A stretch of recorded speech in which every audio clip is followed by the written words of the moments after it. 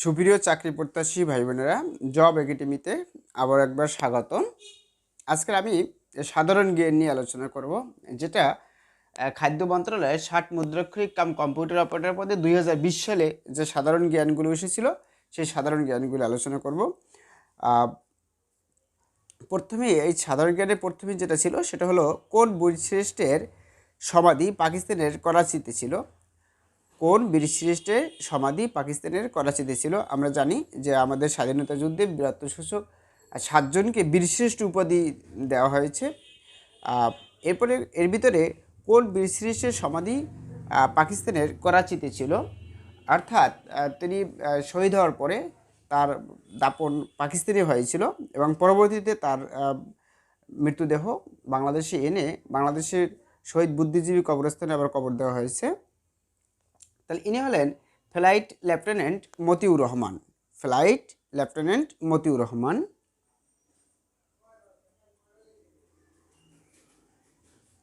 Flight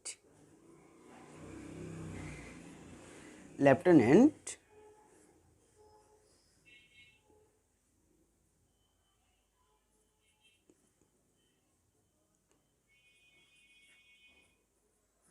flight lieutenant Motiur Rahman.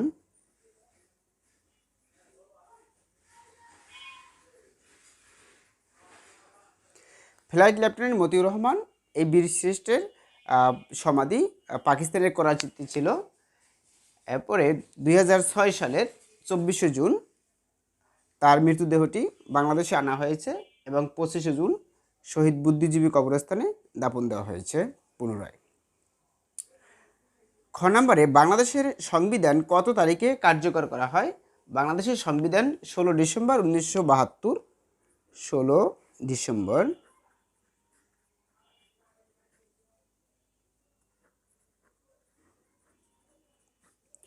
1972 সালে। 16 December 1972 সালে বাংলাদেশের সংবিধান কার্যকর করা হয়। 12ই অক্টোবর সংবিধান গণপরিষদে উপস্থাপন করা হয়েছিল। 4 নভেম্বর গণপরিষদ গৃহীত হয়েছিল এবং 16ই অক্টোবর বাংলাদেশের সংবিধান কার্যকর হয়েছিল। এই সাল তিনটি যদি মনে রাখতে পারেন, এখান থেকে পরীক্ষায় ম্যাক্সিমাম সময় আসে। বাংলাদেশের কোন প্রেসিডেন্ট জুলিও কুরি পুরস্কারে ভূষিত হয়েছিলেন? জুলিও কুরি শান্তি পুরস্কারে ভূষিত হয়েছিলেন বঙ্গবন্ধু শেখ মুজিবুর রহমান। বাংলাদেশের কোন প্রেসিডেন্ট? বঙ্গবন্ধু শেখ মুজিবুর রহমান।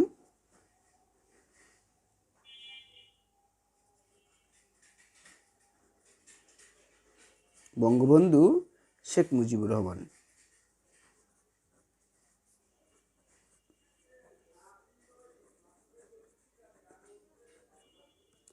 বঙ্গবন্ধু, আমাদের জাতির পিতা বঙ্গবন্ধু শেখ মুজিবুর রহমান, তিনি জুলি ও কুরি পুরস্কারে ভূষিত হয়েছিলেন। ইম্পর্টেন্ট, ম্যাক্সিমাম পরীক্ষা আসে। হার্ভার্ড বিশ্ববিদ্যালয় কোন দেশে অবস্থিত? হার্ভার্ড বিশ্ববিদ্যালয় কোন দেশে অবস্থিত? এটা যুক্তরাষ্ট্রে অবস্থিত। যুক্তরাষ্ট্র।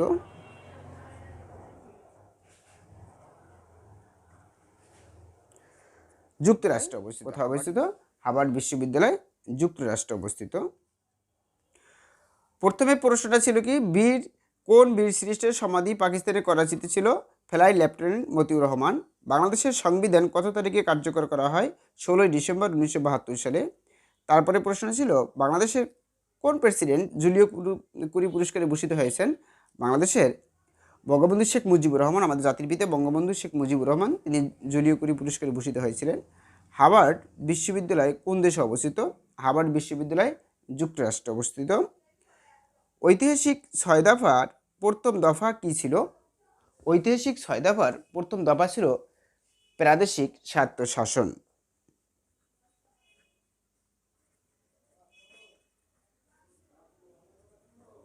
ঐতিহাসিক 6 দফার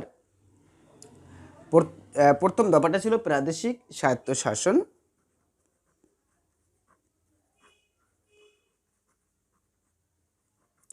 ঐতিহাসিক 6 দফার প্রথম দফাটা ছিল প্রাদেশিক স্বায়ত্তশাসন। এ বলছে, কোন কমিটি কর্তৃক নোবেল শান্তি পুরস্কার ঘোষণা করা হয়? কোন কমিটি কর্তৃক? সেটা হলো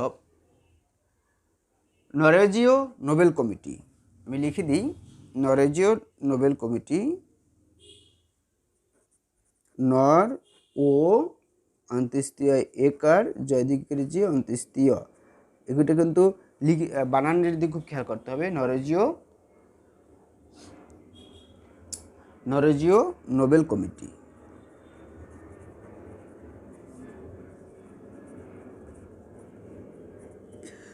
কোন কমিটি কর্তৃক নোবেল শান্তি পুরস্কার ঘোষণা করা হয়? নরওয়েজীয় নোবেল কমিটি কর্তৃক নোবেল পুরস্কার ঘোষিত করা হয়। আমরা জানি সবচেয়ে গুরুত্বপূর্ণ একটা পুরস্কার। বাংলাদেশের কোন বিজ্ঞানী পাটের জিনোম সিকোয়েন্স আবিষ্কার করেন? বাংলাদেশের কোন বিজ্ঞানী? ডক্টর মাকসুদুল আলম। ডক্টর মাকসুদুল আলম, আমি লিখে দিই ডক্টর ড দিয়ে একটা ফুল স্টপ, এটা হলো ডক্টর, ডক্টরেট ডিগ্রি যারা অর্জন করেন। আর ডাক্তার হলো জিয়া আকার দিয়ে তারপরে বিসর্গ। ডক্টর মাকসুদুল আলম, ময়কার মা ক সুদুল আলম, ময়কার মা ক সরেশকর সু দশকর দুল মাকসুদুল আলম। এই বিজ্ঞানী পাটের জিনোম সিকোয়েন্স আবিষ্কার করেছিলেন।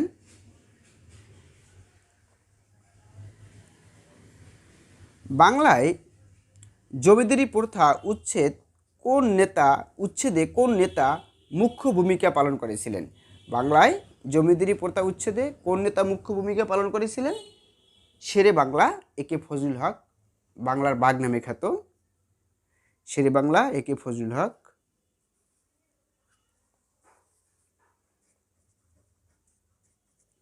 শেরে বাংলা একে ফজলুল হক, এ হাইট ফাঁকা হবে কিন্তু, ফজলুল হক। শেরে বাংলা একে ফজলুল হক তিনি বাংলায় জমিদারি প্রথা উচ্ছেদ করেছিলেন।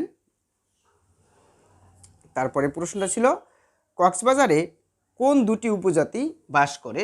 খুবই গুরুত্বপূর্ণ, মারমা এবং রাখাইন। কক্সবাজারে মারমা এবং রাখাইন।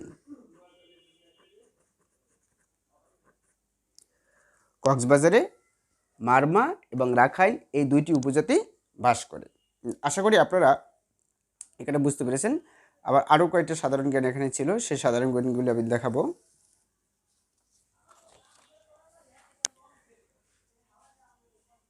সেটা হলো রাষ্ট্রের প্রধান আইন কর্মকর্তাকে কি বলে? রাষ্ট্রের প্রধান আইন কর্মকর্তাকে বলে অ্যাটর্নি জেনারেল।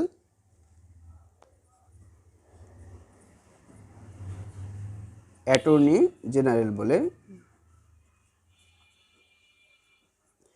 রাষ্ট্রের প্রধান আইন কর্মকর্তাকে কি বলে? রাষ্ট্রের প্রধান আইন কর্মকর্তাকে অ্যাটর্নি জেনারেল বলে।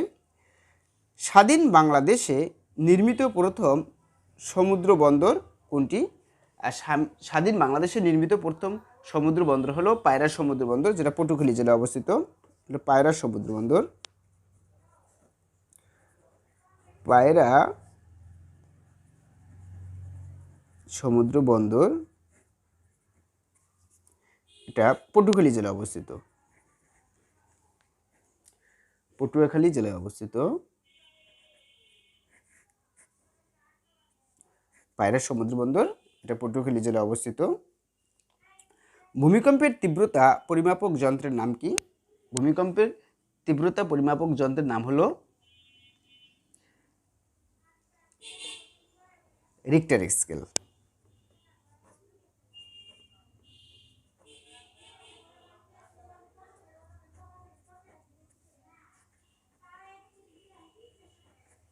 ভূমিকম্পের তীব্রতা পরিমাপক যন্ত্রের নাম ভূমিকম্পের তীব্রতা পরিমাপক যন্ত্রের নাম হলো রিক্টার স্কেলে ভূমিকম্পের তীব্রতা পরিমাপ করা হয়। তারপরে প্রশ্নটা, সোয়াচ অফ নো গ্রাউন্ড কোথায় অবস্থিত? সোয়াচ অফ নো গ্রাউন্ড বঙ্গোপসাগরে অবস্থিত। সোয়াচ অফ নো গ্রাউন্ড কোথায় অবস্থিত? ম্যাক্সিমাম পরীক্ষা আসে, বঙ্গোপসাগরে অবস্থিত। স্বাধীন বাংলাদেশের প্রথম মুদ্রার ডিজাইন করেন কে? স্বাধীন বাংলাদেশে প্রথম মুদ্রার ডিজাইন করেছিলেন কে? কেজি মুস্তাফা। কেজি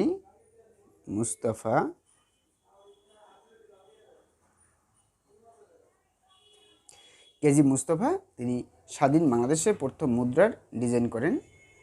জিএমটি এর পূর্ণরূপ কি? জিএমটি এর পূর্ণরূপ হলো গ্রেনউইচ মিন টাইম।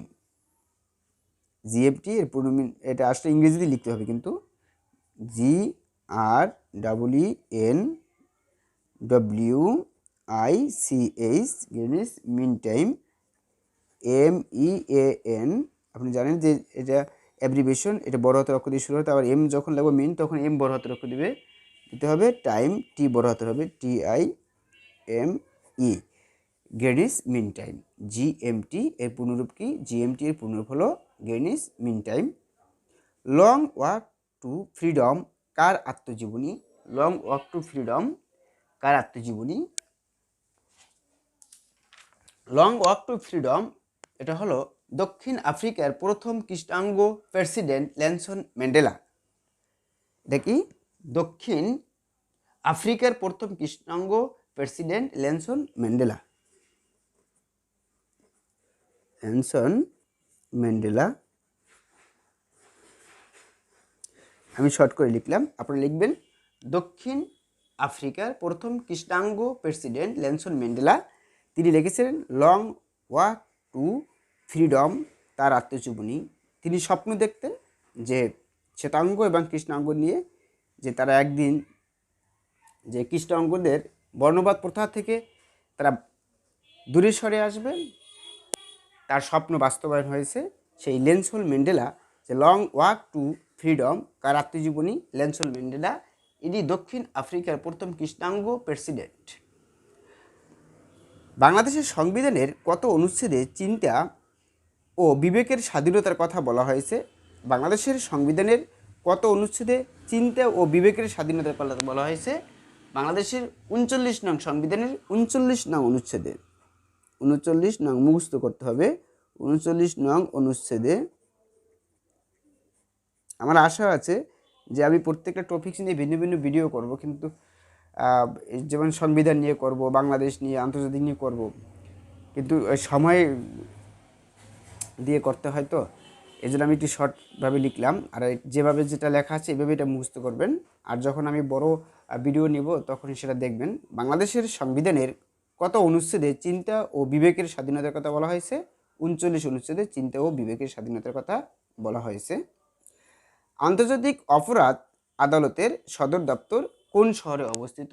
আন্তর্জাতিক অপরাধ আদালতের সদর দপ্তর নেদারল্যান্ডের হেগ শহরে। নেদারল্যান্ডের হেগ শহরে।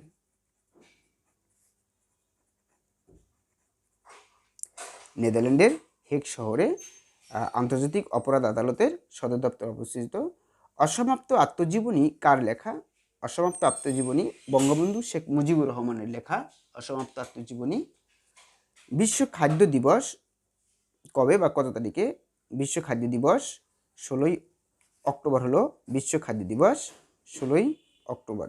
বিশ্ব খাদ্য দিবস 16ই অক্টোবর।